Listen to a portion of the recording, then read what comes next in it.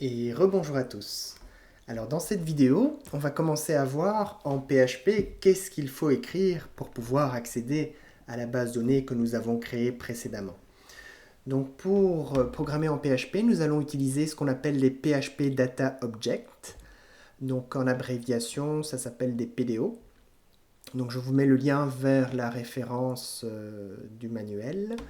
Donc les PDO, c'est tout simplement une couche d'abstraction du moteur de système de gestion de base de données. Donc cette couche d'abstraction est orientée objet. Et on va pouvoir donc bien séparer donc, la couche de base de données proprement dite, qui est le système MariaDB, de la couche des traitements des données, de l'écriture en PHP pour pouvoir accéder aux données, les modifier, les insérer, les effacer. Voilà.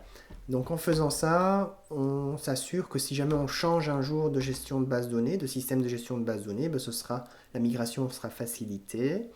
Et alors il faut avoir conscience que pour chaque système de gestion de base de données que vous employez, il y a un driver à installer. Ici, WAMP Server a tout configuré pour nous, donc il n'y a pas besoin d'installer de driver nous-mêmes, c'est déjà fait grâce à WAMP Server.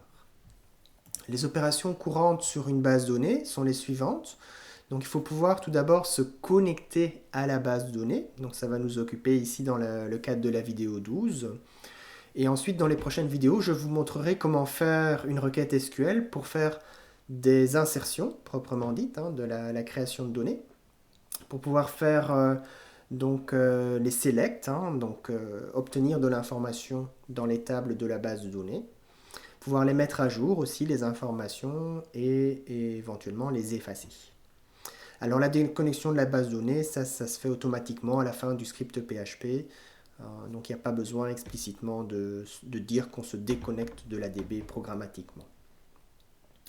Donc passons tout de suite à la pratique. Donc je vais vous montrer dans l'architecture MVC qu'est-ce qu'il faut écrire pour pouvoir donc se connecter à la base de données. Donc nous allons tout d'abord écrire une classe DB dans le dossier models. Et puis on va voir comment se connecter à la DB en écrivant un pattern de programmation qui s'appelle le pattern singleton.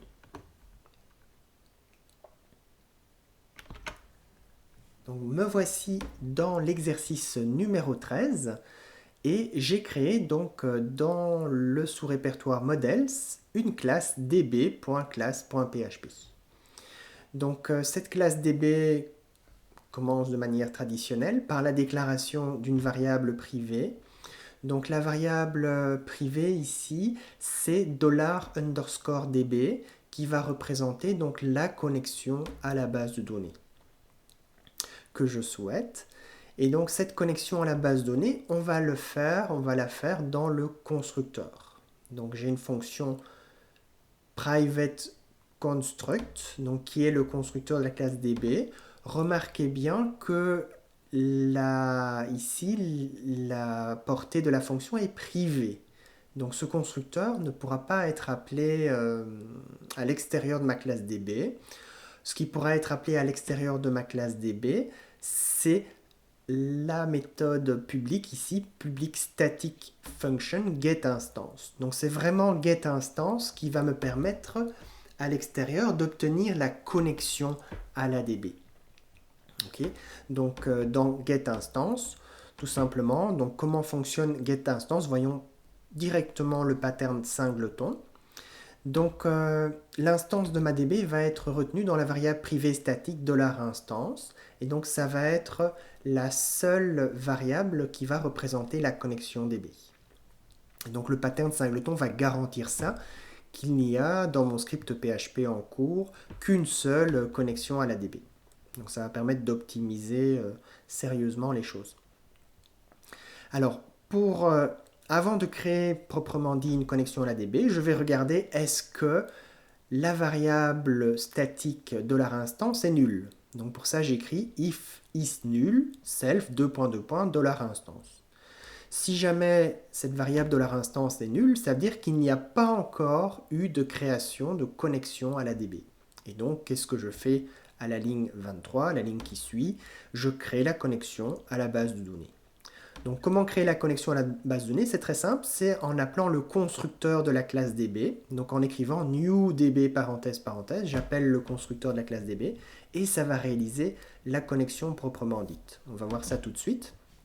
Le résultat de ça, je le place dans la variable privée statique $instance. Et ça représente donc la connexion à la DB, que je vais renvoyer donc à qui m'appelle de l'extérieur. Donc la connexion à la DB est renvoyée. Alors voyons maintenant la connexion à la DB proprement dite qui se réalise dans le constructeur. Donc ça se fait tout simplement en instanciant un objet de la classe PDO. Donc ici vous voyez il y a à la ligne 10 écrit new PDO. Voilà, on va instancier un objet de la classe PDO. Et le premier paramètre, c'est ce qu'on appelle la chaîne de connexion, la string de connexion, très important dans tous les systèmes comme ça pour gérer les bases de données.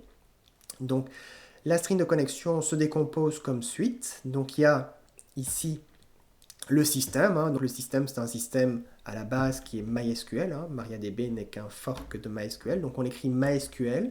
L'hôte, c'est localhost. Et la base donnée, c'est BD1. BD1. Voilà. Alors, le charset, très important de préciser le charset. Donc, le jeu de caractères, c'est UTF-8 pour que les lettres accentuées dans notre langue française s'affichent bien. Le nom d'utilisateur pour se connecter à la base de données, c'est root. Et il n'y a pas de mot de passe ici dans l'environnement local de développement. D'accord? Donc, faites attention, dans une string de connexion à une base de données, il ne peut pas y avoir d'espace. C'est interdit d'avoir des espaces. Donc, ce que je dis n'est pas seulement valable dans cet environnement-ci, mais aussi dans beaucoup d'autres environnements. OK? Et donc, ici, on va mettre cet objet instancié PDO dans la variable $10 flash underscore DB. Donc, on va la mettre dans la variable privée ici de la classe DB. On va définir des attributs, donc c'est une manière de fonctionner avec cette connexion DB.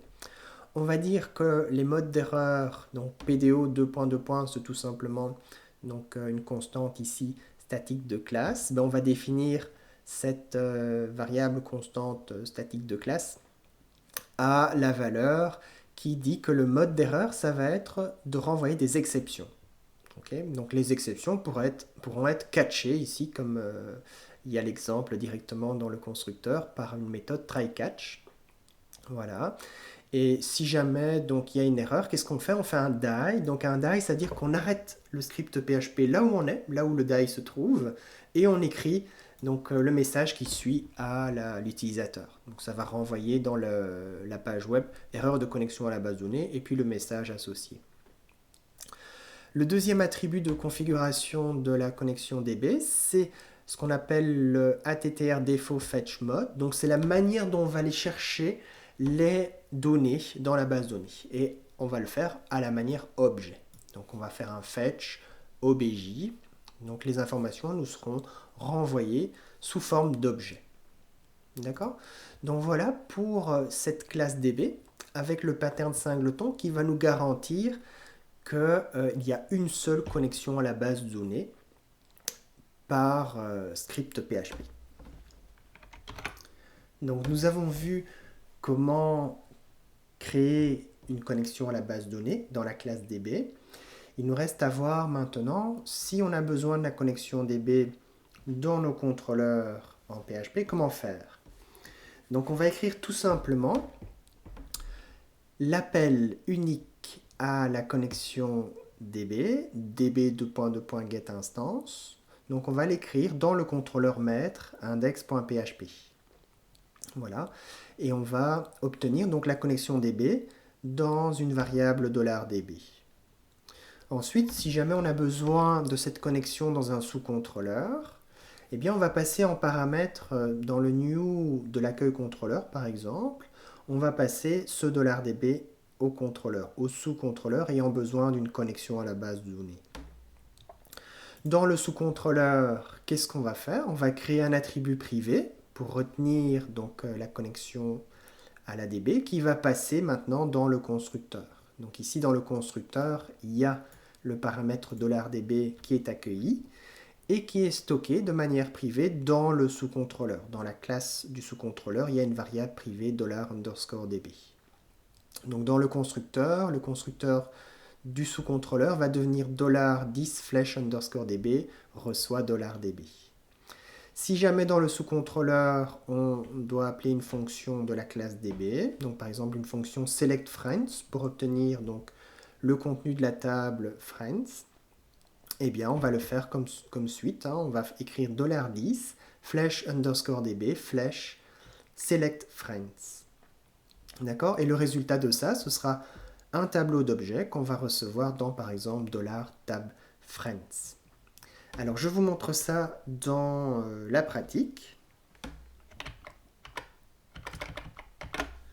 Voilà, donc je suis dans l'exercice 13. Bonjour tout le monde, nous allons appeler une première fois la couche modèle. Donc, je refais rapidement avec vous donc, les choses que je viens de voir. Dans l'index, donc le contrôleur maître, qu'est-ce qu'il faut écrire? Donc, il faut écrire l'automatisation de l'inclusion des classes de la couche modèle, donc, notamment la classe DB que nous venons d'écrire. Donc, une fois que ça est fait, on peut se connecter à la DB. Donc, on se connecte à la DB en écrivant, voilà, $db reçoit donc le retour de getInstance. Donc, getInstance, ça va être donc la connexion à la DB proprement dite et qui va se réaliser une seule fois grâce à notre pattern singleton. J'en ai besoin de cette connexion à la DB dans le contrôleur d'accueil. Donc, je vais passer au contrôleur d'accueil $db. Dans le contrôleur d'accueil, j'ai déclaré une variable privée $_db. Et donc, le constructeur reçoit $db que je vais copier tout simplement dans $10 \_db. Donc, cette variable privée dans la classe accueil. Dans la fonction run, pour l'instant, tout ce que je vais faire, c'est simplement un var_dump. Donc le var_dump va me permettre de savoir le contenu de la variable passée en paramètre. Ici, je veux savoir le contenu de la variable $_db. Voilà. Alors, sauvons tout ça et regardons dans le navigateur les faits. Attention. Boum, erreur. Donc j'ai fait exprès. Erreur de connexion à la base donnée. Base BD1 inconnue. Qu'est-ce qui se passe? Base BD1 inconnue. Alors, allons voir dans le code de la classe DB, où se trouve spécifié donc le nom de la base donnée utilisée, ici, dbName, dans la string de connexion, BD1. Alors, si vous vous souvenez, dans la vidéo précédente, on a créé une base donnée qui ne s'appelle pas BD1, mais qui s'appelle DB1. Voilà, donc j'ai fait une petite erreur exprès pour vous montrer que le try-catch ici fonctionne bien, le die fonctionne bien et m'affiche erreur de connexion à la DB parce que j'ai mal orthographié le nom de la DB. Donc je corrige ça en écrivant correctement DB1 et maintenant ça devrait mieux fonctionner. Je rafraîchis. Alors il y a encore une petite erreur. Donc undefined variable _db à la ligne 11 de l'accueil contrôleur. Alors, ligne 11 de l'accueil contrôleur.